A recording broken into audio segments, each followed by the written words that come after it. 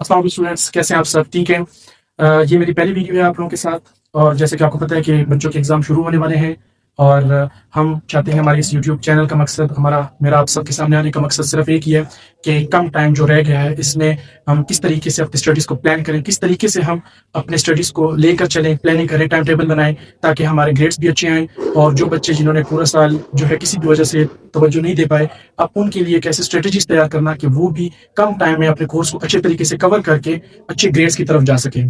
अब जैसे कि आपको पता है कि 9th का पहला पेपर जो है वो 31st को स्टार्ट होने वाला है।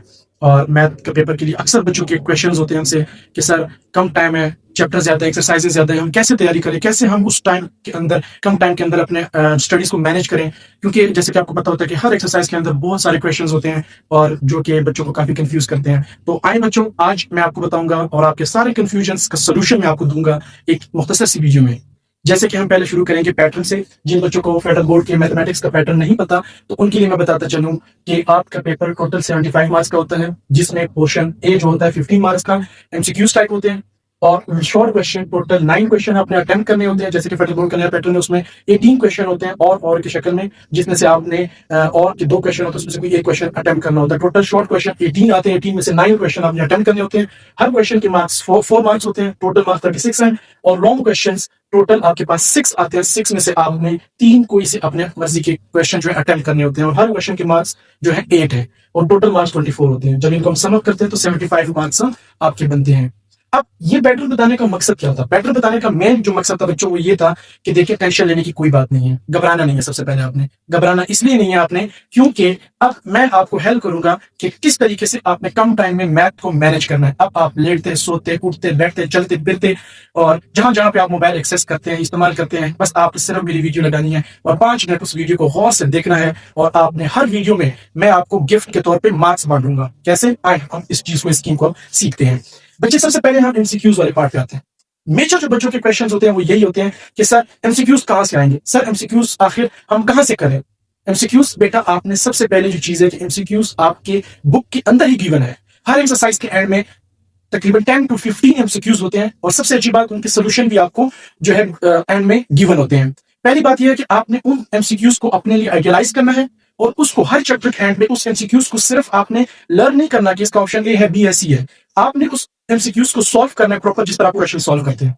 एमसीक्यूज सेम टू सेम उसी पैटर्न के आते हैं जो कि आपके एक्सरसाइज में होते हैं। बस जस्ट फर्क इतना सा होता है कि उसका जो स्टेटमेंट होती है या जो वैल्यूज होती है वो थोड़ी बहुत चेंज होती है। तो अगर आपको 15 मार्क्स, जिसे मैं कहूंगा कि ये मार्क्स बिल्कुल फ्री के मार्क्स हैं, जो अक्सर बच्चे अपने जो बेवकूफी की वजह से जो है इससे हाथ धो बैठते हैं, कंफ्यूजन आके नोट्स के पीछे भाग के, सोर्सेस के पीछे भाग के। बेटा, आपने किसी सोर्स के पीछे नहीं भागना। एक जो मैथ की बुक होती है उससे तकरीबन 6 से 7 ऑथर्स जो है, एक टीम होती है पूरी स्कॉलर्स की जो रिव्यू करती है और उसके बाद आप तक वो पहुंचाती है। तो आपके लिए सबसे पहले जो आइडियल चीज होनी चाहिए बच्चे, वो आपकी एक्सरसाइज के एमसीक्यूज है। आपने उसको प्रॉपरली सॉल्व करना है और वो भी सॉल्व करके मैं इंशाल्लाह आपको दिखाऊंगा। ये 15 मार्क्स आपके बुक के अंदर से एक्सरसाइजेस में से आते हैं। ये फ्री के 15 मार्क्स है मैथ के, तो इसके लिए आपने टेंशन नहीं लेनी। इंशाल्लाह ये भी हम एक एक एक्सरसाइज करके आपको सॉल्व कराना सिखाऊंगा।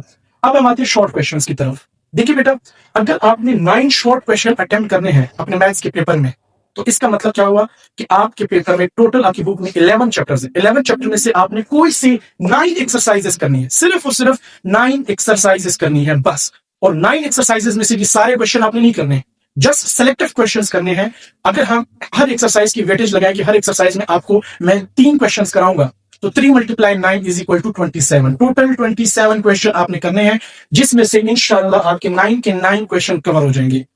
और इसी के साथ लॉन्ग क्वेश्चंस की तरफ मैं आता हूं। देखिए बेटा, अगर हम शॉर्ट की तरफ जाते हैं तो हमें 2 एक्सरसाइजेस के बाद 8 नंबर मिलते हैं, लेकिन in the case of long questions हमें एक एक्सरसाइज के अंदर से 8 नंबर मिल रहे हैं, सॉलिड 8 मार्क्स मिल रहे हैं।